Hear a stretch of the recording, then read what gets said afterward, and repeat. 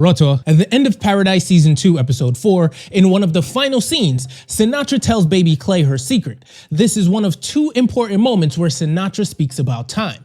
She leans in and says that someday he'll see the sun again, among other things like the moon and real stars. But how can she be so certain? It's quiet and intimate. It almost feels like a throwaway moment, but I don't think it is, because there's no strategic reason to lie to a baby, right? There's no audience to manipulate, no leverage to gain. So when she says that, I have to take it seriously, right? It also humanizes her, right? It makes us realize that she may not actually be a cold-hearted monster, or at least she wasn't always, right? We've come to think of Sinatra as the puppet master, although I believe there is a power structure above her that she answers to. She is the front-facing maestro orchestrating everything. So my question is, do the ends justify the means, even if she really is simply trying to save everyone?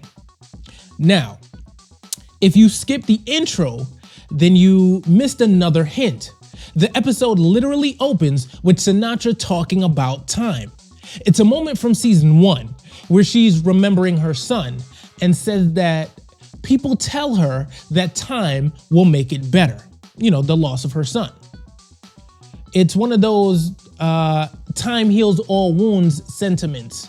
However, Sinatra says something pivotal that we all may have missed in the first season. She says that time makes it worse because it moves it farther away from him. See, if we start there, we realize that episode 4 isn't a scattered set of emotional beats.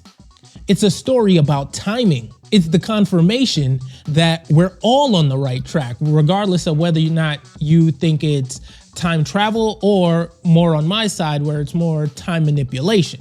I think we're all on the right track that it has to do with time. Sinatra's role gets even more interesting when you consider what was said at the end of episode 3.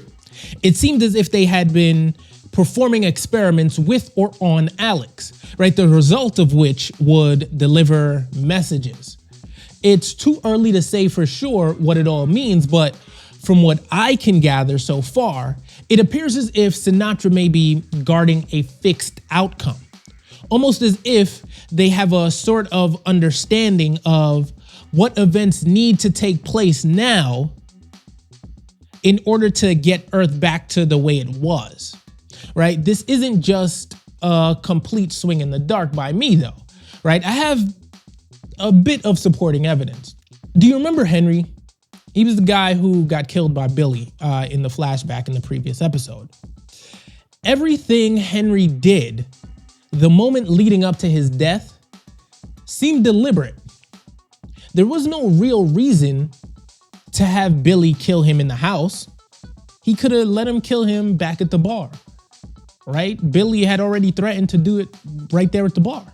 Instead, he gave him his address and had him come to his house, right? It's almost as if he needed him, he being Henry, it's almost as if Henry needed Billy to cross paths with Link. And if he was able to have this foresight due to his company, then it makes sense that Sinatra wanted that tech. And now that she has that tech and a fixed outcome, anyone who disrupts that path becomes expendable, right? And it's not because she's unstable, more so because she's protecting the schedule. Even the flashback with Billy, Clay, and Xavier feel different through that lens, right? I have to question Billy's proximity to Clay now, right? Is he actually security or insurance? Because if he was the hitman for Sinatra on the outside, why isn't he her personal security in the bunker? I mean, she certainly has enough pull to make that happen. In his Secret Service role, Billy is just close enough to protect the president, or close enough to remove the president if the schedule demands it. Right? We also have the woman at the farm who helps deliver Annie's baby. After Annie's death, she's recounting her youth and her concerns about the world her grandson will inherit. She then says, "We forget how close we are in time." And to me, I feel that, she was talking about generations, right? Possibly signaling that 2 generations isn't a large distance. And in the grand scheme of the universe, it really is nothing. I mean, it's barely a blip of a blip, right? The writers are practically throwing it in our faces that this is all about time. Now, layer Xavier on top of that. He says he's seeing things that haven't happened yet.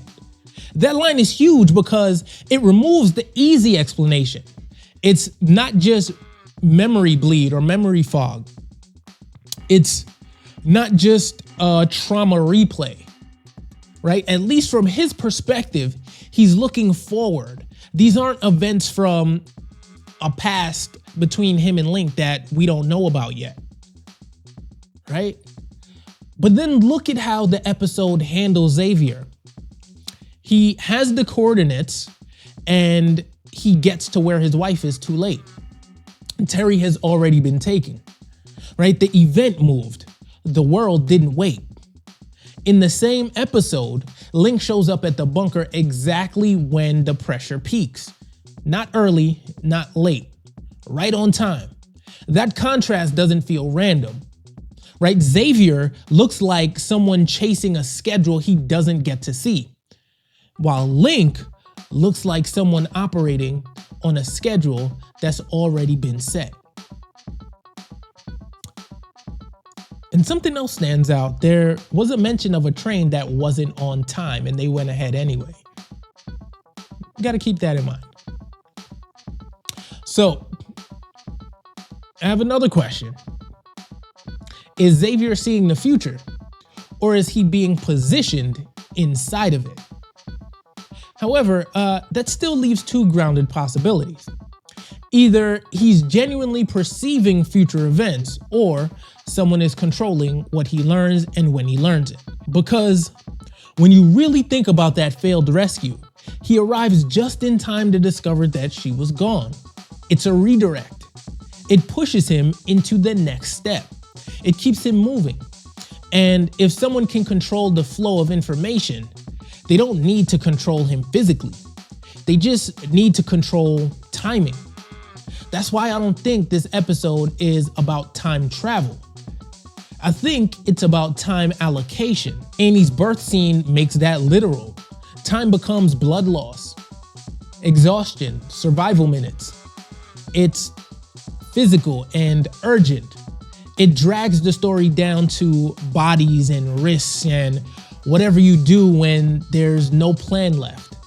So by the end of episode 4, the cliffhanger isn't just what happens next, it's who decides when it happens. Because if someone inside Paradise controls the order of events, who gets warned, who arrives early, who shows up too late, then leadership is almost cosmetic and morality becomes flexible, right? Loyalty becomes conditional and power shifts from who's in charge to power being who gets to be on time. No matter when you see this, let me know what you thought of episode 4.